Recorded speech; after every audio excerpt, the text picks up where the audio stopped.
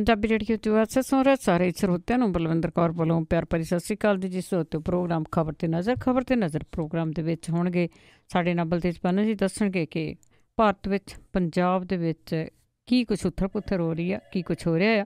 ਖਬਰਾਂ ਤੇ ਝਾਤ ਮਾਰਾਂਗੇ। ਖਬਰਾਂ ਤੋਂ ਪਹਿਲਾਂ ਧੰਨਵਾਦ ਕਰਨਾ ਚਾਹੁੰਦੇ ਸਾਡੇ ਸਪਾਂਸਰਸ ਖਾਲਸਾ ਇੰਸ਼ੋਰੈਂਸ ਏਜੰਸੀ ਸੈਨੋਜੇ ਤੋਂ, ਜਿਨ੍ਹਾਂ ਦਾ ਫੋਨ ਨੰਬਰ 4082722500 ਜੋ ਹਰ ਇੱਕ ਤਰ੍ਹਾਂ ਦੀ ਇੰਸ਼ੋਰੈਂਸ ਕਰਦੇ ਨੇ ਜੀ। ਗੁਰਦੀਪ ਸਿੰਘ ਜੀ ਬਿਰਦੀ ਕਲੋਵਸ ਤੋਂ, ਇਸ਼ਾਨਜੀਤ ਸਿੰਘ ਕਲੋਟੀ ਜੁੱਬਾ ਸਿਟੀ ਤੋਂ, ਸਤਨਾਮ ਸਿੰਘ ਜੀ ਸ਼ੇਰਗਿੱਲ ਸਲਮਾ ਤੋਂ, ਬਹਾਦਰ ਸਿੰਘ ਗਿੱਲ ਫਾਵਲਰ ਤੋਂ, ਸੁੱਚਾ ਸਿੰਘ ਜੀ ਫਰੈਜ਼ਨੋ ਤੋਂ, ਸਰਬਜੀਤ ਸਿੰਘ ਜੀ ਚੋਕਰ ਟਰਲਿਕ ਤੋਂ, ਹਰਵਿੰਦਰ ਸਿੰਘ ਜੀ ਸਮਰਾ ਅਤੇ ਸੁਰਿੰਦਰ ਸਿੰਘ ਜੀ ਜੁੱਬਾ ਸਿਟੀ ਤੋਂ, ਜੱਸੀ ਗਿੱਲ ਪਲੰਬਿੰਗ ਵਾਲੇ, ਤਲਵਿੰਦਰ ਸਿੰਘ ਅਤੇ ਪ੍ਰੀਤਮ ਸਿੰਘ ਗਿੱਲ ਬੇਕਰਸਫੀਲਡ ਤੋਂ ਬਹੁਤ ਬਹੁਤ ਆਪ ਸਭ ਦਾ ਧੰਨਵਾਦ ਕਰਦੇ ਹਾਂ। ਪ੍ਰੋਗਰਾਮ ਨੂੰ ਸਪਾਂਸਰ ਕੀਤਾ, ਸਭ ਤੱਕ ਪਹੁੰਚਾਇਆ ਜੀ। ਸਾਡੇ ਨਾਲ ਜੁੜ ਚੁੱਕੇ ਨੇ ਬਲਤੇਜ ਪੰਨੂ ਜੀ। ਸਤਿ ਸ਼੍ਰੀ ਅਕਾਲ, ਸਵਾਗਤ ਹੈ ਜੀ। ਸਤਿ ਸ਼੍ਰੀ ਅਕਾਲ ਜੀ, ਧੰਨਵਾਦ ਜੀ, ਬਹੁਤ ਮਿਹਰਬਾਨੀ ਜੀ। ਸਭ ਤੋਂ ਪਹਿਲਾਂ ਆਪਾਂ ਉਹ ਸਿਆਸੀ ਕਤਲਾਂ ਦੀ ਗੱਲ ਕਰਦੇ ਹਾਂ ਕਿ ਜਿਸ ਕਰਕੇ ਬਹੁਤ ਸਾਰੇ ਨੌਜਵਾਨ ਵੀ ਫੜੇ ਹੋਏ ਆ, ਅਤੇ ਉਹ ਸਾਰੇ ਹੀ ਮਸਲੇ NIA ਨੂੰ ਦਿੱਤੇ। ਬਿਲਕੁਲ ਜੀ। ਇੱਕ ਪਾਸੇ ਤਾਂ ਵੈਸੇ ਇਹ ਹੈਰਾਨਗੀ ਵਾਲੀ ਗੱਲ ਹੈ ਕਿ ਕੱਲ ਅਦਾਲਤ ਦੇ ਵਿੱਚ ਜਿਹੜਾ ਜੱਗੀ ਜੌਲ ਹੈ, ਉਹ ਮਾਮਲੇ ਦੇ ਵਿੱਚ ਜਿਹੜੀ ਪੁਲਿਸ ਹੈ ਉਹਨੇ ਰਿਮਾਂਡ ਮੰਗਿਆ ਔਰ ਰਿਮਾਂਡ ਉਹਨੂੰ ਹੋਰ ਜਿਹੜਾ ਉਹ ਮਿਲ ਗਿਆ ਜੀ 2 ਦਿਨ ਦਾ।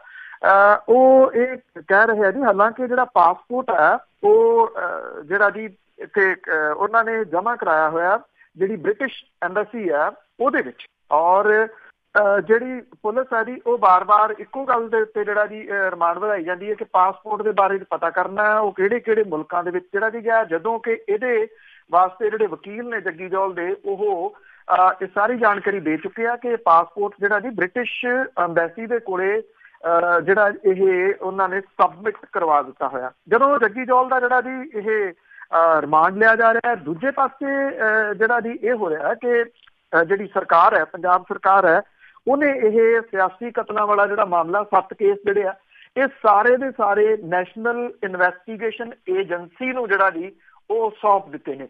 ਪੰਜਾਬ ਦੇ ਵਿੱਚ ਟਾਰਗੇਟ ਕਿਲਿੰਗ ਦੇ ਪਿੱਛੇ ਸੰਭਾਵੀ ਰੂਪ ਦੇ ਵਿੱਚ ਸਰਕਾਰ ਦੇ ਕਹਿਣ ਦੇ ਅਨੁਸਾਰ ਰਾਸ਼ਟਰੀ ਤੇ ਅੰਤਰਰਾਸ਼ਟਰੀ ਸਾਜ਼ਿਸ਼ ਜਿਹੜੀ ਆ ਉਹਨੂੰ ਵੇਖਦਿਆਂ ਹੋਇਆ ਰਾਜ ਸਰਕਾਰ ਨੇ 7 ਮਾਮਲਿਆਂ ਦੀ ਜਾਂਚ ਜਿਹੜੀ ਹੈ ਜੀ ਇਹ ਨੈਸ਼ਨਲ ਇਨਵੈਸਟੀਗੇਸ਼ਨ ਏਜੰਸੀ ਨੂੰ ਦੇ ਦਿੱਤੀ ਆ। ਇਹਦੀ ਪੁਸ਼ਟੀ ਜਿਹੜੀ ਰਾਜ ਦੇ DG ਸੁਰੇਸ਼ ਅਰੋੜਾ ਨੇ ਕਰ ਦਿੱਤੀ ਆ। ਉਹਨਾਂ ਨੇ ਇਹ ਕਿਹਾ ਕਿ ਇਹਨਾਂ ਮਾਮਲਿਆਂ ਦੀ ਜਾਂਚ ਦੇ ਦੌਰਾਨ ਜਿਹੜੇ ਫੜੇ ਗਏ ਵਿਅਕਤੀ ਨੇ ਉਹਨਾਂ ਦੇ ਤਾਰ ਵਿਦੇਸ਼ਾਂ ਦੇ ਨਾਲ ਜੁੜੇ ਹੋਣ ਦੇ ਸਬੂਤ ਮਿਲਣ ਤੋਂ ਬਾਅਦ NIA ਨੂੰ ਜਾਂਚ ਜਿਹੜਾ ਜੀ ਉਹ ਸੌਂਪਣ ਦਾ ਫੈਸਲਾ ਕੀਤਾ ਕਿ ਸੂਬੇ ਨੂੰ, ਕਿਉਂਕਿ ਦੂਜੇ ਮੁਲਕਾਂ ਤੱਕ ਜਿਹੜਾ ਉਹ ਪਹੁੰਚ ਨਹੀਂ ਹੁੰਦੀ, ਉਹਨਾਂ ਤੱਕ ਜਿਹੜੀ ਨੈਸ਼ਨਲ ਇਨਵੈਸਟੀਗੇਸ਼ਨ ਏਜੰਸੀ ਆ ਉਹੀ ਜਿਹੜਾ ਜੀ ਉਹ ਪਹੁੰਚ ਸਕਦੀ ਆ। NIA ਐਕਟ 2008 ਦੇ ਸੈਕਸ਼ਨ 6 ਦੇ ਤਹਿਤ ਇਹ ਕੇਸ ਜਿਹੜੇ ਆ ਜੀ ਉਹ NIA ਨੂੰ ਜਿਹੜੇ ਆ ਉਹ ਦਿੱਤੇ ਗਏ ਆ। ਉਧਰ ਜਿਹੜੀ NIA ਹੈ ਉਹਨੇ ਜਿਹੜੇ 2 ਜਾਣਿਆਂ ਨੂੰ ਆਪਣੇ ਰਿਮਾਂਡ ਦੇ ਉੱਤੇ ਲਿਆ ਹੋਇਆ, ਉਹਨਾਂ ਤੋਂ ਪੁੱਛਗਿੱਛ ਜਿਹੜੀ ਆ ਉਹ ਜਾਰੀ ਹੈ। ਜਿਹੜੀ NIA ਹੈ ਉਹਦੇ ਸੂਤਰ ਇਹ ਕਹਿੰਦੇ ਆ ਕਿ ਇਹ ਜਿਹੜੀ ਜਾਂਚ ਹੈ ਉਹ ਸਹੀ ਦਿਸ਼ਾ ਵੱਲ ਜਾ ਰਹੀ ਹੈ। ਉਹ ਇਹ ਕਹਿ ਰਹੇ ਆ ਕਿ ਇਹਨਾਂ ਦੀ ਇਨਵੋਲਵਮੈਂਟ ਜਿਹਦੇ ਵਿੱਚ ਸ਼ੇਰਾ ਤੇ ਇੱਕ ਹਰਮਨ ਜਿਹੜਾ ਹੈ ਜੀ, ਇਹਨਾਂ ਦੀ ਇਨਵੋਲਵਮੈਂਟ ਇਹਨਾਂ ਕਤਲਾਂ ਦੇ ਵਿੱਚ ਸਿੱਧੀ ਉਹਨਾਂ ਨੂੰ ਦਿਸ ਰਹੀ ਆ। ਔਰ ਉਹ ਕਹਿੰਦੇ ਆ ਕਿ ਫੰਡਿੰਗ ਜਿਹੜੀ ਆ ਉਹ ਬਾਹਰਲੇ ਮੁਲਕਾਂ ਤੋਂ ਹੋਈ ਆ।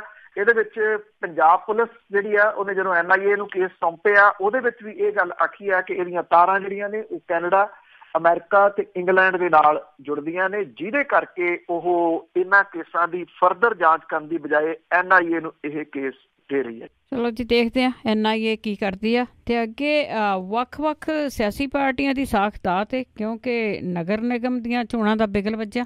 ਬਿਲਕੁਲ ਜੀ, ਇੱਥੇ ਨਾ ਜੀ ਇਹ ਇੱਕ ਬਣੀ ਆ ਵੀ ਸ਼ਾਇਦ ਹੀ ਕੋਈ 1-2 ਮਹੀਨੇ ਲੰਘਦੇ ਹੋਣ ਜਦੋਂ ਕੋਈ ਚੋਣ ਜਿਹੜੀ ਆ ਉਹ ਨਹੀਂ ਆਉਂਦੀ। ਕਿਤੇ ਕੋਈ ਜ਼ਿਮਨੀ ਚੋਣ ਆ ਜਾਂਦੀ ਆ, ਕਿਤੇ ਜਿਹੜੀਆਂ ਦੀ ਹੁਣ ਨਗਰ ਨਿਗਮ ਦੀਆਂ ਚੋਣਾਂ ਨੇ ਉਹਦੇ ਅਨਾਊਂਸਮੈਂਟ ਹੋ ਗਈ ਆ। ਲੁਧਿਆਣੇ ਦੇ ਵਿੱਚ ਤਾਂ ਜਿਹੜੀ ਆ ਜੀ ਚੋਣ ਇਹ ਨਹੀਂ ਹੋਊਗੀ, ਇਹ ਅੱਗੇ ਪਾ ਦਿੱਤੀ ਗਈ ਆ।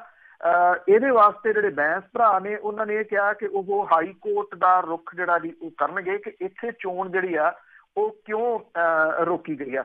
ਬਾਕੀ ਜਿਹੜੇ 3 ਵੱਡੇ ਸ਼ਹਿਰ ਨੇ ਅੰਮ੍ਰਿਤਸਰ, ਜਲੰਧਰ ਤੇ ਪਟਿਆਲਾ, ਇੱਥੋਂ ਦੀਆਂ ਨਗਰ ਨਿਗਮ ਦੀਆਂ 32 ਮਿਊਨਿਸਪਲ ਕਮੇਟੀਆਂ ਤੇ ਨਗਰ ਪੰਚਾਇਤਾਂ ਦੀਆਂ ਚੋਣਾਂ ਜਿਹੜੀਆਂ ਜੀ ਉਹ 17 ਦਸੰਬਰ ਨੂੰ ਹੋਣਗੀਆਂ।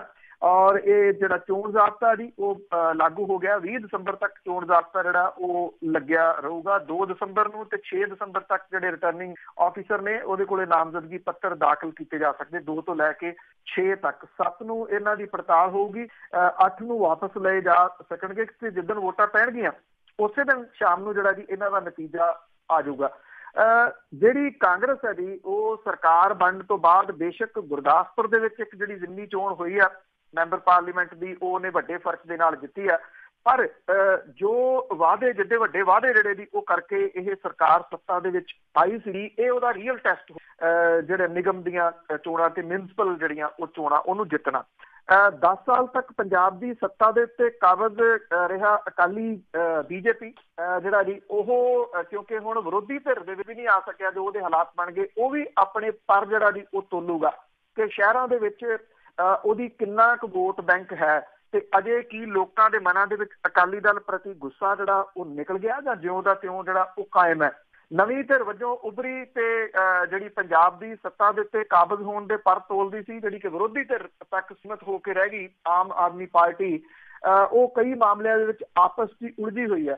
ਉਹਦੇ ਵਾਸਤੇ ਵੀ ਇਹ ਟੈਸਟ ਹੋਊਗਾ ਜੀ। ਪਹਿਲੀ ਵਾਰੀ ਨਗਰ ਨਿਗਮ ਚੋਣਾਂ ਦੇ ਵਿੱਚ ਆਮ ਆਦਮੀ ਪਾਰਟੀ ਹਿੱਸਾ ਲਊਗੀ, ਜਿਹਦੇ ਨਾਲ ਇੱਕ ਤਾਂ ਪੱਕਾ ਕਿ 3 ਧਿਰੀ ਟੱਕਰ ਜਿਹੜੀ ਆ ਜੀ ਉਹ ਬਣ ਜੂਗੀ।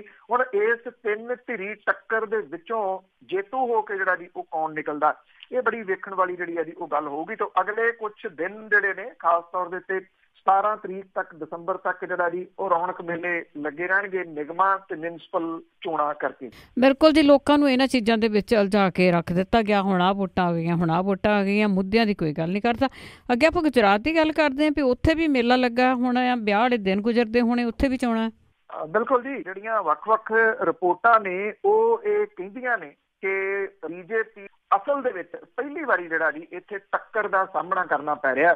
ਖਾਸ ਤੌਰ ਦੇ ਉੱਤੇ ਜਿਹੜਾ ਏਰੀਆ ਸੌਰਾਸ਼ਟਰ ਹੈ ਉੱਥੇ ਬੀਜੇਪੀ ਨੂੰ ਵੱਡੇ ਵਿਰੋਧ ਦਾ ਸਾਹਮਣਾ ਕਰਨਾ ਪੈ ਰਿਹਾ, ਜਿੱਥੋਂ ਕਿ ਪਿਛਲੀ ਵਾਰੀ 46 ਜਿਹੜੀਆਂ ਉੱਥੋਂ ਸੀਟਾਂ ਆਉਂਦੀਆਂ ਨੇ ਉਹਦੇ ਚੋਂ 32 ਸੀਟਾਂ ਭਾਰਤੀ ਜਨਤਾ ਪਾਰਟੀ ਨੇ ਜਿੱਤੀਆਂ ਸੀਗੀਆਂ। ਭਾਰਤੀ ਜਨਤਾ ਪਾਰਟੀ ਨੂੰ ਇੱਕ ਤਾਂ ਜਿਹੜੀ ਉੱਥੋਂ ਦੀ ਸਰਕਾਰ ਨੇ ਜਿਹੜੇ ਕਈ ਕੰਮਕਾਰ ਸ਼ੁਰੂ ਕੀਤੇ ਸੀਗੇ ਉਹਨਾਂ ਦੇ ਕਿਸੇ ਸਿਰੇ ਨਾ ਲੱਗਣਾ, ਉਹਦੀ ਜਵਾਬਦੇਹੀ ਜਿਹੜੀ ਆ ਉਹ ਔਖੀ ਹੋ ਰਹੀ ਆ। ਰਾਹੁਲ ਗਾਂਧੀ ਨਿਰੰਤਰ ਨਿਸ਼ਾਨੇਬਾਜ਼ੀ ਜਿਹੜੀ ਹੈ ਜੀ ਉਹ ਕਰ ਰਹੇ ਨੇ ਨਰਿੰਦਰ ਮੋਦੀ ਹੋਰਾਂ ਦੇ ਉੱਤੇ। ਉਹਨਾਂ ਨੇ ਫਿਰ ਆਪਣੇ ਹਮਲੇ ਜਿਹੜੇ ਜੀ ਉਹ ਜਾਰੀ ਰੱਖਦਿਆਂ ਹੋਇਆ ਉਹ ਰੋਜ਼ ਇੱਕ ਸਵਾਲ ਜਿਹੜਾ ਜੀ ਕਰ ਰਹੇ ਆ। ਉਹਨਾਂ ਨੇ ਇਹ ਪੁੱਛਿਆ ਕਿ ਵਿੱਤੀ ਗੜਬੜੀਆਂ ਤੇ ਪ੍ਰਚਾਰ ਦੀ ਕੀਮਤ ਗੁਜਰਾਤ ਦੇ ਲੋਕ ਕਿਉਂ ਉਤਾਰਨ। ਭਾਰਤੀ ਜਨਤਾ ਪਾਰਟੀ ਦੇ ਵੱਲੋਂ ਪਿਛਲੀਆਂ ਚੋਣਾਂ ਦੇ ਵਿੱਚ ਕੀਤੇ ਵਾਅਦਿਆਂ ਦੇ ਬਾਰੇ ਇੱਕ ਸਵਾਲ ਰੋਜ਼ ਦੀ ਲੜੀ ਜਿਹੜੇ ਸ਼ੁਰੂ ਕਰਨ ਵਾਲੇ ਰਾਹੁਲ ਗਾਂਧੀ ਨੇ ਕਰਜ਼ੇ ਦੇ ਬੋਝ ਦੇ ਉੱਤੇ ਧਿਆਨ ਜਿਹੜਾ ਜੀ ਉਹ ਕੇਂਦਰਿਤ ਕੀਤਾ। ਉਹਨਾਂ ਨੇ ਕਿਹਾ ਕਿ ਪ੍ਰਧਾਨ ਮੰਤਰੀ ਤੋਂ ਗੁਜਰਾਤ ਮਾਮਲਿਆਂ ਬਾਰੇ ਮੇਰਾ ਦੂਜਾ ਸਵਾਲ ਇਹ ਹੈ ਕਿ 1995 ਵਿੱਚ ਗੁਜਰਾਤ ਦੇ ਉੱਤੇ ਟੋਟਲ ਕਰਜ਼ਾ 9183 ਕਰੋੜ ਰੁਪਏ ਦਾ ਸੀਗਾ, ਜਿਹੜਾ ਕਿ 2017 ਤੱਕ 2,41,000 ਲੱਖ ਕਰੋੜ ਦਾ ਜਿਹੜਾ ਜੀ ਉਹ ਹੋ ਗਿਆ। ਉਹਨਾਂ ਨੇ ਕਿਹਾ ਕਿ ਹਰੇਕ ਗੁਜਰਾਤੀ ਦੇ ਉੱਤੇ 37,000 ਰੁਪਏ ਦਾ ਕਰਜ਼ਾ ਜਿਹੜਾ ਜੀ ਇਹ ਕਿਵੇਂ ਵੱਧ ਗਿਆ, ਇਹਦਾ ਜਵਾਬ ਪ੍ਰਧਾਨ ਮੰਤਰੀ ਨਰਿੰਦਰ। ਦੂਜੇ ਪਾਸੇ ਜਿਹੜੀ ਭਾਰਤੀ ਜਨਤਾ ਪਾਰਟੀ ਦੇ ਆਗੂ ਨੇ ਖਾਸ ਤੌਰ ਦੇ ਉੱਤੇ ਪ੍ਰਧਾਨ ਮੰਤਰੀ, ਉਹਨਾਂ ਦੇ ਬਿਆਨਾਂ ਦੇ ਵਿੱਚ ਇੱਕ ਵੱਡਾ ਟਵਿਸਟ ਜਿਹੜਾ ਜੀ ਉਹ ਆਉਣਾ ਸ਼ੁਰੂ ਹੋਇਆ। ਜੇ ਤੁਸੀਂ ਉਹਨਾਂ ਦਾ ਕੱਲ ਦਾ ਬਿਆਨ ਜਿਹੜਾ ਜੀ ਉਹ ਸੁਣੋ, ਜਿਹੜਾ ਮੈਂ ਤੁਹਾਡੇ ਨਾਲ ਸਾਂਝਾ ਕਰਦਾ, ਉਹਦੇ 'ਚ ਤੁਹਾਨੂੰ ਹਰ ਜਿਹੜੀ ਚੀਜ਼ ਹੈ ਉਹ ਕਲੀਅਰ ਦਿਸ ਜੂਗੀ। ਉਹਨਾਂ ਨੇ ਕਿਹਾ ਕਿ ਦੇਸ਼ ਦੇ ਵਿੱਚ ਪੜਾਅਵਾਰ ਤਬਦੀਲੀਆਂ ਲਿਆਉਣ ਦੇ ਵਾਸਤੇ ਉਹ ਵੱਡੀ ਸਿਆਸੀ ਕੀਮਤ ਤਾਰਨ ਲਈ ਤਿਆਰ ਨੇ। ਪ੍ਰਧਾਨ ਮੰਤਰੀ ਨੇ ਕਿਹਾ ਕਿ 14 ਦੇ ਵਿੱਚ ਜਦੋਂ ਯੂਪੀਏ ਨੂੰ ਸੱਤਾ ਤੋਂ ਲਾਂਭੇ ਕਰਕੇ ਐਨਡੀਏ ਨੇ ਕਮਾਂਡ ਜਿਹੜੀ ਸੰਭਾਲੀ ਸੀ ਤਾਂ ਭਾਰਤ ਜਿਹੜਾ ਸੀਗਾ ਉਹ ਕਮਜ਼ੋਰ 5 ਦੇਸ਼ਾਂ ਦੇ ਵਿੱਚ ਗਿਣਿਆ ਜਾਂਦਾ ਸੀ। ਪਰ ਇਸ ਵੇਲੇ ਉਹਨਾਂ ਨੇ ਕਿਹਾ ਕਿ ਜਿਹੜਾ ਮੁਲਕ ਹੈ ਜੀ ਉਹਦੀ ਸਿਫਤ ਪੂਰੀ ਦੁਨੀਆ ਦੇ ਵਿੱਚ ਜਿਹੜੀ ਆ ਉਹ ਹੋ ਰਹੀ ਆ। ਹੁਣ ਜਿਹੜਾ ਇਹਦੇ ਵਿੱਚੋਂ ਬਾਕੀ ਗੱਲਾਂ ਤਾਂ ਤੁਹਾਨੂੰ ਪਤਾ ਹੀ ਹੈ ਜੀ, ਜੁਮਲੇਬਾਜ਼ੀਆਂ ਹੁੰਦੀਆਂ ਨੇ। ਜਿਹੜੀ ਮੇਨ ਚੀਜ਼ ਜਿਹੜੀ ਹੈ ਜੀ ਉਹ ਦੇਖਣ ਵਾਲੀ ਇਹ ਆ ਕਿ ਪ੍ਰਧਾਨ ਮੰਤਰੀ ਹੋਰਾਂ ਨੇ ਗੱਲ ਕਹੀ ਹੈ ਕਿ ਉਹ ਵੱਡੀ ਸਿਆਸੀ ਕੀਮਤ ਤਾਰਨ ਦੇ ਵਾਸਤੇ ਤਿਆਰ ਨੇ। ਤੇ ਜਿਹੜੀ ਸੌਰਾਸ਼ਟਰੀ ਤੇ ਦੂਜੀ ਮੈਂ ਗੱਲ ਕੀਤੀ ਹੈ ਜੀ ਉਹਦਾ ਤੁਸੀਂ ਇਹਦੇ ਨਾਲ ਕੈਲਕੂਲੇਸ਼ਨ ਜਿਹੜੀ ਆ ਉਹ ਕਰ ਸਕਦੇ ਹੋ ਕਿਤੇ ਨਾ। ਬਿਲਕੁਲ ਜੀ, ਜਵਾਬ ਤੇ ਦੇਣੇ ਪੈਣੇ ਆ। ਤੇ ਅੱਗੇ ਆਪਾਂ ਸੁਖਪਾਲ ਸਿੰਘ ਖਹਿਰਾ ਦੀ ਜੇ ਗੱਲ ਕਰੀਏ, ਉਹ ਜਿਹੜਾ ਮਾਮਲਾ ਆ ਉਹ ਅੱਜ ਵੀ ਹਾਈ ਕੋਰਟ ਦੇ ਵਿੱਚ ਸੀ। ਸੁਖਪਾਲ ਸਿੰਘ ਖਹਿਰਾ ਹੋਰਾਂ ਦੀ ਕੱਲ ਜਿਹੜੀ ਦੀ ਤਰੀਕ ਸੀਗੀ ਫਾਜ਼ਿਲਕਾ, ਉੱਥੇ ਉਹ ਤਰੀਕ ਦੇ ਉੱਤੇ ਪੇਸ਼ ਨਹੀਂ ਹੋਏ। ਉਹਨਾਂ ਦੇ ਦੁਬਾਰਾ ਜਿਹੜੇ ਆ ਉਹ ਸੰਮਨ ਜਾਰੀ ਕੀਤੇ ਗਏ ਆ 30 ਦਸੰਬਰ ਦੇ ਵਾਸਤੇ, ਕਿਉਂਕਿ ਜਿਹੜੇ ਪਿਛਲੇ ਨਾਨ ਅਵੇਲੇਬਲ ਜਿਹੜੇ ਵਾਰੰਟ ਸੀਗੇ ਜੀ ਉਹ ਹਾਈ ਕੋਰਟ ਨੇ ਰੱਦ ਜਿਹੜਾ ਜੀ ਉਹ ਕਰ ਦਿੱਤੇ ਸੀਗੇ। ਇਹਦੇ ਕਰਕੇ ਹੁਣ ਫਰੈਸ਼ ਸੰਮਨ ਜਿਹੜੇ ਆ ਉਹ ਜਾਰੀ ਕੀਤੇ ਗਏ ਆ। ਸੁਖਪਾਲ ਸਿੰਘ ਖਹਿਰਾ ਹੋਰਾਂ ਨੇ ਮਾਮਲੇ ਦੀ ਨਿਰਪੱਖ ਜਾਂਚ ਦੇ ਵਾਸਤੇ ਪੰਜਾਬ ਤੇ ਹਰਿਆਣਾ ਹਾਈ ਕੋਰਟ ਦੇ ਵਿੱਚ ਮੁੜ ਕੇ ਪਹੁੰਚ ਕੀਤੀ ਆ। ਫਾਜ਼ਿਲਕਾ ਦੇ ਵਿੱਚ ਜਿਹੜੀ ਹੈ ਜੀ ਉਹ ਤਰੀਕ ਅੱਗੇ ਪੈ ਗਈ ਆ। ਇਹ ਜਿਹੜੀ ਪਹੁੰਚ ਕੀਤੀ ਗਈ ਆ ਹਾਈ ਕੋਰਟ ਦੇ ਵਿੱਚ, ਇਹਦੇ ਵਿੱਚ ਜਿਹੜੇ ਸੁਖਪਾਲ ਸਿੰਘ ਖਹਿਰਾ ਹੋਰੀ ਨੇ ਉਹਨਾਂ ਨੇ ਇਹ ਗੱਲ ਕਹੀ ਆ ਕਿ ਇਸ ਮਾਮਲੇ 'ਚ ਨਿਰਪੱਖ ਜਾਂਚ ਕਰਵਾਈ ਜਾਵੇ। ਇਸ ਪਿਟੀਸ਼ਨ ਦੇ ਉੱਤੇ ਸੁਣਵਾਈ ਅੱਜ ਜਿਹੜੀ ਜਸਟਿਸ MMS ਬੇਦੀ ਨੇ ਉਹਨਾਂ ਦੀ ਅਦਾਲਤ ਦੇ ਵਿੱਚ ਜਿਹੜਾ ਜੀ ਉਹ ਹੋਊਗੀ। ਔਰ ਸ਼ਾਇਦ ਸੁਖਪਾਲ ਸਿੰਘ ਖਹਿਰਾ ਹੋਰੀ ਇੱਕ ਵਾਰੀ ਜਿਹੜਾ ਜੀ ਇੱਥੇ ਹਾਈ ਕੋਰਟ ਤੋਂ ਵੇਖਣਾ ਚਾਹੁੰਦੇ ਨੇ ਇਸ ਮਾਮਲੇ ਉੱਤੇ, ਤੇ ਇਸ ਗੱਲ ਦੀ ਉਮੀਦ ਹੈ ਕਿ ਮੁੜ ਕੇ ਉਹ ਸੁਪਰੀਮ ਕੋਰਟ ਦਾ ਰੁਖ ਜਿਹੜਾ ਜੀ ਉਹ ਕਰ ਸਕਦੇ ਨੇ। ਇਹ ਬੜਾ ਵੱਡਾ ਸਵਾਲ ਜਿਹੜਾ ਜੀ ਹੈ ਕਿ ਸੁਪਰੀਮ ਕੋਰਟ ਤੱਕ ਜੇਕਰ ਉਹਨਾਂ ਨੂੰ ਰਾਹਤ ਮਿਲ ਜਾਂਦੀ ਆ ਉੱਥੋਂ ਸੁਪਰੀਮ ਕੋਰਟ ਤੋਂ, ਜਦੋਂ ਉਧਰ ਨੂੰ ਉਸ ਪਾਸੇ ਵੱਲ ਨੂੰ ਉਹ ਫॉर श्योर ਜਾਣਗੇ ਫਿਰ ਤਾਂ ਠੀਕ ਹੈ। ਜੇ ਉਹਨਾਂ ਨੂੰ ਰਾਹਤ ਜਿਹੜੀ ਹੈ ਜੀ ਉਹ ਨਹੀਂ ਮਿਲਦੀ ਫਿਰ ਉਹਨਾਂ ਦੇ ਕੋਲੇ ਫਾਜ਼ਿਲਕਾ ਦੀ ਜਿਹੜੀ ਅਦਾਲਤ ਹੈ ਉਹਦਾ ਸਾਹਮਣਾ ਕਰਨ ਤੋਂ ਬਿਨਾਂ ਕੋਈ ਹੋਰ ਰਾਹ ਜਿਹੜਾ ਜੀ ਉਹ ਨਹੀਂ ਰਹਿਣਾ। ਇਹ ਵੀ ਨਹੀਂ ਹੈ ਕਿ ਜੇ ਸੁਪਰੀਮ ਕੋਰਟ ਦੇ ਵਿੱਚੋਂ ਰਾਹਤ ਉਹਨਾਂ ਨੂੰ ਨਹੀਂ ਮਿਲਦੀ ਤਾਂ ਫਿਰ ਜਿਹੜਾ ਜੀ ਉਹਨਾਂ ਦੇ ਉੱਤੇ ਬਹੁਤ ਵੱਡਾ ਕੋਈ ਵੱਡੀ ਮੁਸੀਬਤ ਆ ਜਾਊਗੀ। ਮੁਸੀਬਤ ਤਾਂ ਨਿਰਸੰਦੇਹ ਉਹ ਖੜੀ ਆ ਜਿਹੜੀ ਮਾਮਲੇ ਵਾਲੀ, ਪਰ ਕੇਸ ਜਿਹੜੇ ਨੇ ਉਹ ਕਈ ਸਿਆਸੀ ਨੇਤਾਵਾਂ ਦੇ ਉੱਤੇ ਜਿਹੜਾ ਜੀ ਉਹ ਪਹਿਲਾਂ ਵੀ ਚੱਲ ਰਹੇ ਨੇ। ਉਹੋ ਜਿਹੇ ਕੇਸ ਦੇ ਤਰੀਕੇ ਦੇ ਨਾਲ ਹੀ ਜਿਹੜਾ ਜੀ ਉਹ ਚੱਲਦਾ ਰਹੂਗਾ, ਕਿਉਂਕਿ ਜਿਹੜੀ ਚੀਜ਼ ਟੈਕਨੀਕਲੀ ਤੌਰ ਦੇ ਉੱਤੇ ਜੇ ਦੇਖੀਏ ਤਾਂ ਉਹ ਇਹ ਹੈ ਕਿ ਉਹਨਾਂ ਦਾ FIR ਦੇ ਵਿੱਚ ਨਾਮ ਨਹੀਂ ਸੀਗਾ ਔਰ ਉਹਨਾਂ ਦਾ ਜਿਹੜਾ ਚਲਾਨ ਸੀਗਾ ਉਹਦੇ ਵਿੱਚ ਨਾਮ ਨਹੀਂ ਸੀਗਾ। ਜਿਹੜੇ ਕੁਝ ਕਾਨੂੰਨਨ ਮਾਹਰ ਨੇ ਉਹ ਇਹ ਗੱਲ ਕਹਿੰਦੇ ਆ ਕਿ ਜੇ ਮੰਨ ਲਓ ਸੁਖਪਾਲ ਸਿੰਘ ਖਹਿਰਾ ਹੋਰਾਂ ਨੂੰ ਉਸ ਕੇਸ ਦੇ ਵਿੱਚ ਅਦਾਲਤ ਨੇ ਸ਼ਾਮਿਲ ਕਰਨਾ ਤਾਂ ਉਹ ਨਵੇਂ ਸਿਰੇ ਤੋਂ ਟਰਾਇਲ ਜਿਹੜਾ ਵੀ ਉਹ ਹੋਊਗਾ। ਜਿਹੜਾ ਟਰਾਇਲ ਹੋ ਚੁੱਕਿਆ ਜਦੋਂ ਉਸ ਬੰਦੇ ਦਾ ਕਿਸੇ ਦੇ ਵਿੱਚ ਜਿਹੜਾ ਉਹ ਨਾਮ ਨਹੀਂ ਸੀਗਾ ਤਾਂ ਫਿਰ ਉਹਨੂੰ ਸਿੱਧਾ ਜੀ ਇਹਦੇ ਵਿੱਚ ਨਹੀਂ ਲਿਆਂਦਾ ਜਾ। ਪਰ ਜੀ ਇਹ ਪੋਲਿਟਿਕਸ ਆ, ਦੇਖੋ ਕਿੱਧਰ ਨੂੰ ਪੈਂਦਾ ਕੰਮ। ਤੇ ਅੱਗੇ ਆਪਾਂ SGPC ਦੀ ਗੱਲ ਕਰੀਏ ਕਿ ਪਿਛਲੇ 10 ਸਾਲਾਂ ਦੇ ਵਿੱਚ ਬਹੁਤ ਕੁਛ ਹੋਇਆ, ਬਹੁਤ ਕੁਛ ਜਿਹੜਾ ਕੰਟਰੋਲ ਆ ਰਾਜਸੀ ਲੋਕਾਂ ਨੇ ਕੀਤਾ ਹੋਇਆ ਆ, ਤੇ ਇਸ ਦੇ ਵਿੱਚ ਜਿਹੜੀਆਂ ਥੋਕ 'ਚ ਹੋਈਆਂ ਭਰਤੀਆਂ ਉਹਨਾਂ ਦਾ ਮਾਮਲਾ ਭਖਿਆ। ਬਿਲਕੁਲ ਜੀ, ਐਕਚੁਅਲੀ ਆਪਾਂ ਇੱਕ ਖਬਰ ਪਿਛਲੇ ਦਿਨਾਂ ਸਾਂਝੀ ਕਰਦੇ ਰਹੇ ਹਾਂ। ਜਿਹੜੇ ਕੁਝ ਲੋਕ ਜਿਹੜੇ ਇੱਥੇ ਮਾਝੇ ਦੇ ਵਿੱਚ ਗੁਰਦੁਆਰੇ ਦੇ ਨਾਲ ਸੰਬੰਧਿਤ ਸੀ ਉਹਨਾਂ ਨੂੰ ਨੌਕਰੀ ਤੋਂ ਹਟਾ ਦਿੱਤਾ ਗਿਆ ਸੀਗਾ, ਜਿਹੜੇ ਕਹਿੰਦੇ ਸੀ ਅਸੀਂ ਧਰਮ ਤਬਦੀਲ ਕਰ ਲੈਣਾ। ਚਲੋ ਉਹਨਾਂ ਦੀ ਖਿੱਚਾ ਧੂਈ ਇਸ ਮਾਮਲੇ ਦੇ ਉੱਤੇ ਕਾਫੀ ਹੋਈ। ਉਹਨਾਂ ਨੂੰ ਵੀ ਮਾਮਲਾ ਜਿਹੜਾ ਸੀਗਾ ਜੀ ਉਹਨਾਂ ਨੇ ਇਹ ਕਿਹਾ ਕਿ ਨਹੀਂ ਅਸੀਂ ਇਸ ਤਰ੍ਹਾਂ ਨਹੀਂ ਕਰਾਂਗੇ। ਜੇ ਉਹਨੂੰ ਨਾਲ ਰੱਖ ਕੇ ਦੇਖੀਏ ਵੀ ਜੇ ਉਹ ਬੰਦੇ ਕੀ ਕਿਸੇ ਜਗ੍ਹਾ ਦੇ ਉੱਤੇ ਰੱਖੇ ਨਹੀਂ ਸੀ ਜਾ ਸਕਦੇ ਤੇ ਉਹ ਕੱਢਣਾ ਠੀਕ ਸੀਗਾ, ਜਦੋਂ ਕਿ ਇਹ ਹੁਣ ਕਿਹਾ ਜਾ ਰਿਹਾ ਹੈ ਕਿ ਇਹ ਪਿਛਲੇ ਦਿਨਾਂ ਦੇ ਦੌਰਾਨ 550 ਦੇ ਕਰੀਬ ਮੁਲਾਜ਼ਮ ਪ੍ਰਧਾਨ ਸਣੇ ਬਾਕੀ ਅਹੁਦੇਦਾਰ ਤੇ ਅੰਤਰਿਮ ਕਮੇਟੀ ਮੈਂਬਰਾਂ ਲਈ ਨੁਕਸਾਨਦੇਹ ਸਿੱਧ ਹੋਇਆ। ਉੱਥੇ ਇਹ ਸਮੁੱਚੀ ਭਰਤੀ ਹੁਣ ਨਵੀਂ ਟੀਮ ਦੇ ਰਡਾਰ ਦੇ ਉੱਤੇ ਜਿਹੜੀ ਹੈ ਜੀ ਉਹ ਕਹੀ ਜਾ ਰਹੀ ਹੈ।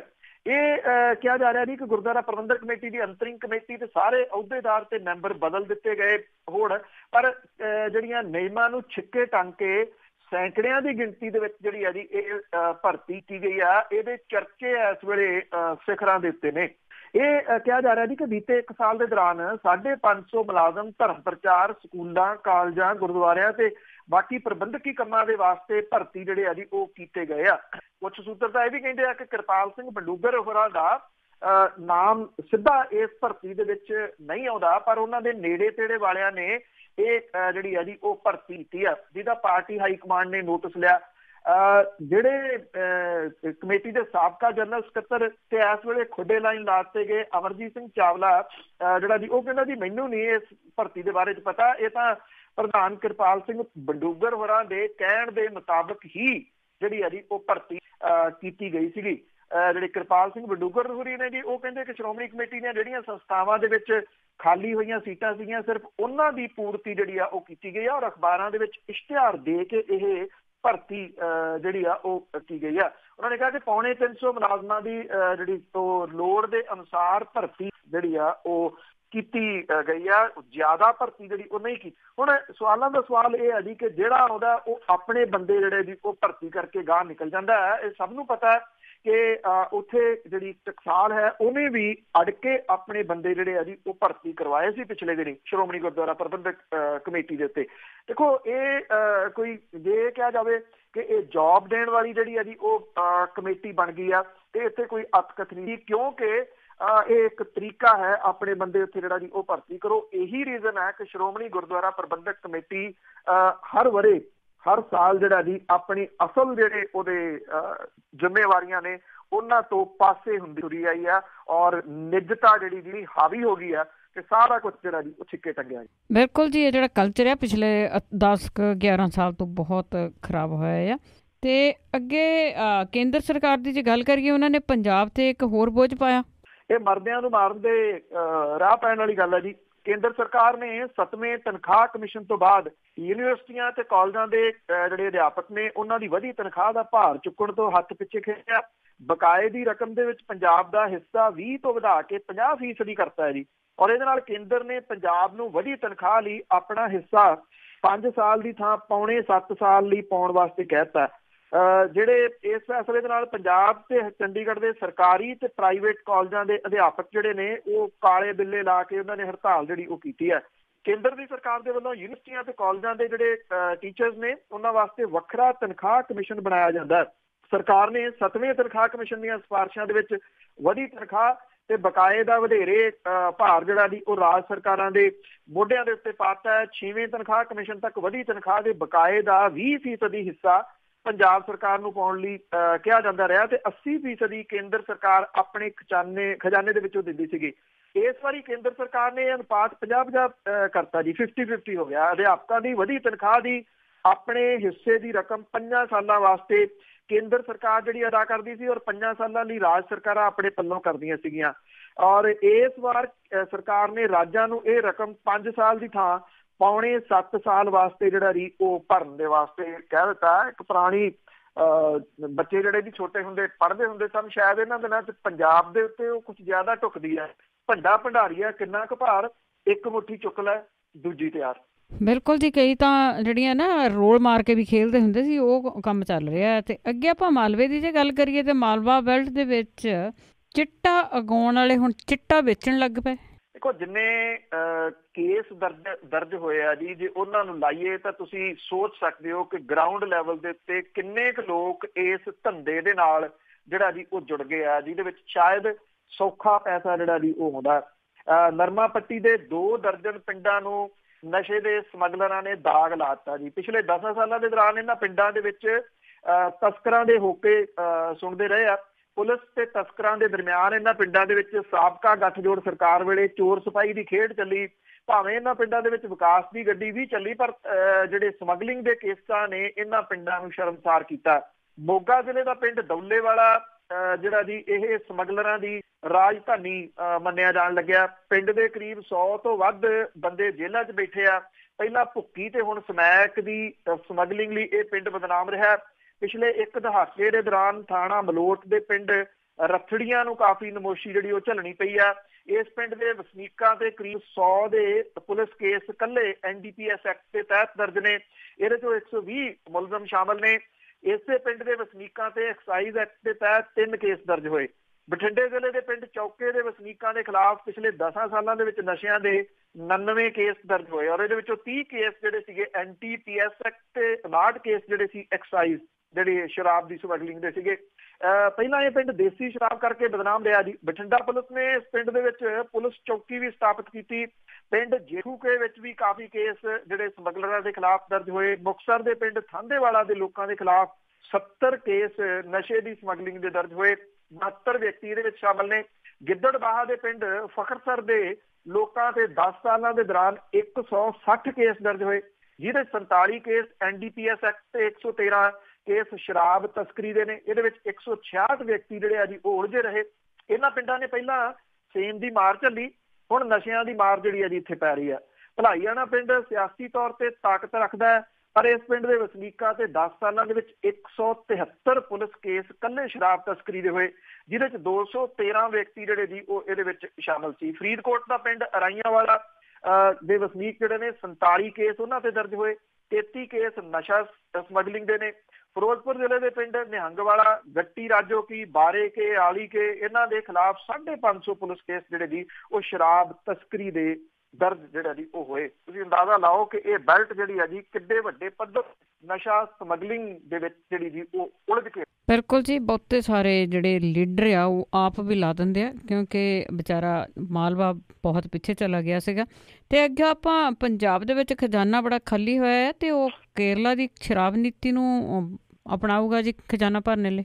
ਬਿਲਕੁਲ ਜੀ, ਐਕਚੁਅਲੀ ਸਵਾਲ ਇਹ ਆ ਕਿ ਨਸ਼ਾ ਮੁਕਤ ਪੰਜਾਬ ਦਾ ਜਿਹੜਾ ਨਾਅਰਾ ਸੀਗਾ ਜੀ ਉਹ ਤੇ ਇਹ ਜਿਹੜੀ ਪਾਲਿਸੀ ਆ ਇਹ ਦੋ ਆਪਸ ਦੇ ਵਿੱਚ ਤੁਸੀਂ ਕਹਿ ਲਓ ਕਿ ਇੱਕ ਦੂਜੇ ਨੂੰ ਟਕਰਾਉਣ ਵਾਲੀਆਂ ਉਹ ਗੱਲਾਂ ਨੇ।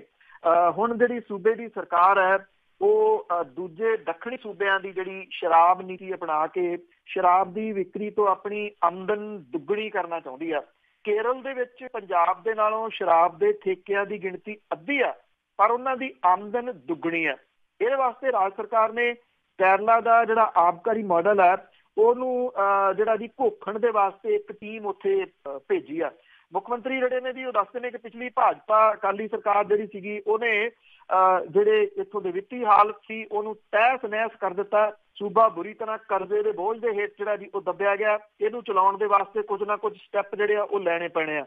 ਦੱਖਣੀ ਸੂਬਿਆਂ ਦੀ ਆਬਕਾਰੀ ਨੀਤੀ ਦਾ ਅਧਿਐਨ ਜਿਹੜਾ ਜੀ ਉਹ ਕੀਤਾ ਜਾ ਰਿਹਾ ਹੈ। ਇੱਕ ਟੀਮ ਕੇਰਲਾ ਗਈ ਹੋਈ ਆ, ਉਸ ਟੀਮ ਦੀ ਰਿਪੋਰਟ ਆਉਣ ਤੋਂ ਬਾਅਦ ਅਗਲੀ ਕਾਰਵਾਈ ਕੀਤੀ ਜਾਊਗੀ। ਤਾਮਿਲਨਾਡੂ ਸਣੇ ਕਿਸੇ ਹੋਰ ਦੱਖਣੀ ਸੂਬੇ ਦੀ ਆਬਕਾਰੀ ਨੀਤੀ ਦਾ ਜਾਇਜ਼ਾ ਵੀ ਲਿਆ ਜਾ ਰਿਹਾ ਹੈ। ਸਰਕਾਰ ਨੂੰ ਆਸ ਹੈ ਕਿ ਦੱਖਣੀ ਭਾਰਤ ਦੇ ਸੂਬਿਆਂ ਦੀ ਆਬਕਾਰੀ ਨੀਤੀ ਲਾਗੂ ਕੀਤੇ ਜਾਣ ਨਾਲ ਜਿੱਥੇ ਪੰਜਾਬ ਸਰਕਾਰ ਦੇ ਖਜ਼ਾਨੇ ਦੇ ਵਿੱਚ ਵਾਧਾ ਹੋਊਗਾ ਉੱਥੇ ਨੌਜਵਾਨਾਂ ਨੂੰ ਰੁਜ਼ਗਾਰ ਜਿਹੜਾ ਜੀ ਉਹ ਦੇਣ ਦੇ ਵਿੱਚ ਮਦਦ ਮਿਲ ਸਕਦੀ ਹੈ। ਮੌਜੂਦਾ ਪੰਜਾਬ ਸਰਕਾਰ ਨੂੰ ਸ਼ਰਾਬ ਦੇ ਕਾਰੋਬਾਰ ਤੋਂ 4000 ਕਰੋੜ ਰੁਪਏ ਦਾ ਮਾਲੀਆ ਆਉਂਦਾ ਹੈ। ਸਰਕਾਰ ਇਸ ਮਾਲੀਏ ਨੂੰ ਦੁੱਗਣਾ ਜਿਹੜਾ ਜੀ ਉਹ ਕਰਨਾ ਚਾਹੁੰਦੀ ਆ। ਹੁਣ ਸਵਾਲ ਇਹ ਆ ਕਿ ਜਿਹੜੀਆਂ ਇੱਥੇ ਡਿਸਟਿਲਰੀਆਂ ਨੇ ਉਹ ਹੈਗੀਆਂ ਨੇ ਜੀ ਸਿਆਸੀ ਲੋਕਾਂ ਦੀਆਂ। ਸ਼ਰਾਬ ਦਾ ਜਿਹੜਾ ਕਾਰੋਬਾਰ ਹੈ ਉਹ ਹੈ ਜੀ ਸਿਆਸੀ। ਮੈਂ ਅੱਗੇ ਵੀ ਇੱਕ ਦਿਨ ਗੱਲ ਕੀਤੀ, ਜਾਂ ਤਾਂ ਜਿਹੜੇ ਨੇਤਾ ਨੇ ਉਹ ਜਿਹੜੇ ਪਹਿਲਾਂ ਰਾਜਨੀਤਿਕ ਸੀਗੇ ਉਹ ਸ਼ਰਾਬ ਦੇ ਕਾਰੋਬਾਰ ਵੱਲ ਚਲੇ ਗਏ, ਜਾਂ ਜਿਹੜੇ ਪਹਿਲਾਂ ਸ਼ਰਾਬ ਦੇ ਕਾਰੋਬਾਰੀ ਸੀਗੇ ਉਹ ਸਿਆਸਤ ਵੱਲ ਨੂੰ ਆ ਗਏ। ਇਹ ਜਿਹੜਾ ਰਲਗੱਡ ਹੋ ਗਿਆ ਇਹਦੇ ਨਾਲ ਹੀ ਇਹ ਸਾਰਾ ਕੁਝ ਹੋਇਆ। ਕਿ ਉਹ ਉਹਨਾਂ ਨੀਤੀਆਂ ਨੂੰ ਜਿਹੜਾ ਪੰਜਾਬ ਦੇ ਵਿੱਚ ਆਉਣ ਦੇਣਗੇ ਜਾਂ ਲਾਗੂ ਹੋਣ ਦੇਣਗੇ ਜਿਹੜੀਆਂ ਕਿ ਉਹਨਾਂ ਦੇ ਖਜ਼ਾਨੇ ਦੇ ਉੱਤੇ ਅਸਰ ਪਾਉਂਦੀਆਂ ਹੋਣ। ਪੰਜਾਬ ਦੇ ਖਜ਼ਾਨੇ ਦਾ ਨੇਤਾਵਾਂ ਨੂੰ ਫਿਕਰ ਨਹੀਂ ਹੈ, ਕਿਉਂਕਿ ਚਾਣਕੇ ਨੀਤੀ ਜਿਹੜੀ ਹੈ ਜੀ ਉਹ ਇਹ ਕਹਿੰਦੀ ਆ ਕਿ ਜਿਸ ਰਾਜ ਦਾ ਜਿਸ ਮੁਲਕ ਦਾ ਉਹਨੂੰ ਚਲਾਉਣ ਵਾਲਾ ਵਪਾਰੀ ਬਣ ਜਾਵੇ ਉੱਥੇ ਫਿਰ ਜਨਤਾ ਜਿਹੜੀ ਹੈ ਜੀ ਉਹ ਭੁੱਖੀ ਮਰਦੀ ਆ। ਸੋ ਇਹ ਨਹੀਂ ਠੀਕ ਹੈ ਜੋ ਕੇਰਲਾ ਜਿਹੜੇ ਤਰੀਕੇ ਦੇ ਨਾਲ ਚੱਲਦਾ। ਈਵਨ ਦਿੱਲੀ ਦਾ ਮਾਡਲ ਵੀ ਮਾੜਾ ਨਹੀਂ ਗਾ। ਦਿੱਲੀ ਦੇ ਵਿੱਚ ਜਿਹੜੇ ਸ਼ਰਾਬ ਦੇ ਠੇਕੇ ਆ ਉਹ ਸਰਕਾਰ ਚਲਾਉਂਦੀ ਆ।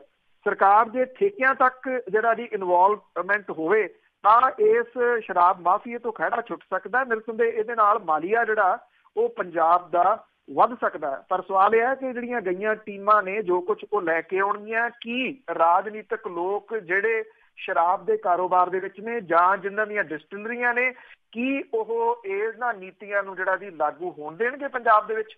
ਇਹ ਸਭ ਤੋਂ ਵੱਡਾ ਕੁਐਸਚਨ ਮਾਰਕ ਹੈ। ਬਿਲਕੁਲ ਜੀ, ਜਿਸ ਤਰ੍ਹਾਂ ਤੁਸੀਂ ਹੁਣ ਦੱਸਿਆ ਹੀ ਆ ਕਿ ਸੰਤਰੀਆਂ ਮੰਤਰੀਆਂ ਦਾ ਸਾਰਾ ਕੁਛ ਆ ਤੇ ਸਰਕਾਰ ਦੇ ਅਧੀਨ ਕਿੱਦਾਂ ਹੋਣ ਦੇਣਗੇ।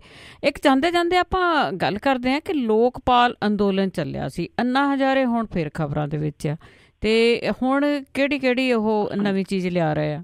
ਐਕਚੁਅਲੀ ਜੀ ਉਹਨਾਂ ਨੇ ਚਿੱਠੀਆਂ ਲਿਖੀਆਂ ਸੀ ਪਿਛਲੇ ਦਿਨਾਂ 'ਚ ਪ੍ਰਧਾਨ ਮੰਤਰੀ ਨਰਿੰਦਰ ਮੋਦੀ ਹੋਰਾਂ ਨੂੰ।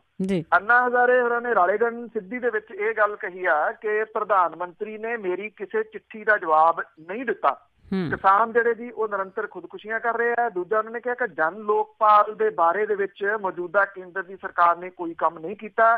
ਹੁਣ ਉਹਨਾਂ ਨੇ ਜਿਹੜੀ ਚਿੱਠੀ ਲਿਖੀ ਆ ਕਿ 23 ਮਾਰਚ ਜਿਹੜਾ ਅਗਲੇ ਵਰੇ ਦਾ ਸ਼ਹੀਦੀ ਦਿਹਾੜਾ ਹੁੰਦਾ ਰਾਜਗੁਰੂ ਸੁਖਦੇਵ ਤੇ ਭਗਤ ਸਿੰਘ ਹੋਰਾਂ ਦਾ, ਉਸ ਦਿਨ ਤੋਂ ਉਹ ਦਿੱਲੀ ਦੇ ਵਿੱਚ ਦੁਬਾਰਾ ਫੇਰ ਆ ਕੇ ਜਿਹੜਾ ਜੀ ਉਹ ਅੰਦੋਲਨ ਕਰਨਗੇ। ਇਹ ਚਿੱਠੀ ਉਹਨਾਂ ਨੇ ਪ੍ਰਧਾਨ ਮੰਤਰੀ ਲਿਖੀ ਆ। ਨਾ ਪ੍ਰਧਾਨ ਮੰਤਰੀ ਨੇ ਪਹਿਲੀਆਂ ਚਿੱਠੀਆਂ ਦਾ ਕੋਈ ਜਵਾਬ ਦਿੱਤਾ ਤੇ ਹੁਣ ਪਤਾ ਨਹੀਂ ਜੀ ਕਿ ਇਹ ਜਿਹੜੀ ਚਿੱਠੀ ਆ ਇਹਦਾ ਜਵਾਬ ਦੇਣਗੇ ਜਾਂ ਨਹੀਂ। ਹੁਣ ਤਾਂ ਉਹਨਾਂ ਦਾ ਬਿਲਕੁਲ ਹੀ ਬੇਲ ਨਹੀਂ ਇਲੈਕਸ਼ਨਾਂ ਕਰਕੇ। ਬਹੁਤ ਬਹੁਤ ਧੰਨਵਾਦ ਬਲਤੇਜ ਪੰਨੂ ਜੀ। ਮਿਹਰਬਾਨੀ ਜੀ, ਧੰਨਵਾਦ ਜੀ, ਸਤਿ ਸ਼੍ਰੀ ਅਕਾਲ ਜੀ। ਤੇ ਸਰੋਤੇ ਇਸ ਸਨ ਬਲਤੇਜ ਪੰਨੂ ਜੀ ਜੋ ਕਰਦੇ ਨੇ ਖਬਰਾਂ। ਇਸੇ ਦੇ ਨਾਲ ਸਾਡਾ ਅੱਜ ਦਾ ਬੁਲਟਨ ਇੱਥੇ ਸਮਾਪਤ। ਬਲਵਿੰਦਰ ਕੌਰ ਵੱਲੋਂ ਆਪ ਸਭ ਨੂੰ ਹੀ ਪਿਆਰ ਭਰੀ ਸਤਿ ਸ਼੍ਰੀ ਅਕਾਲ।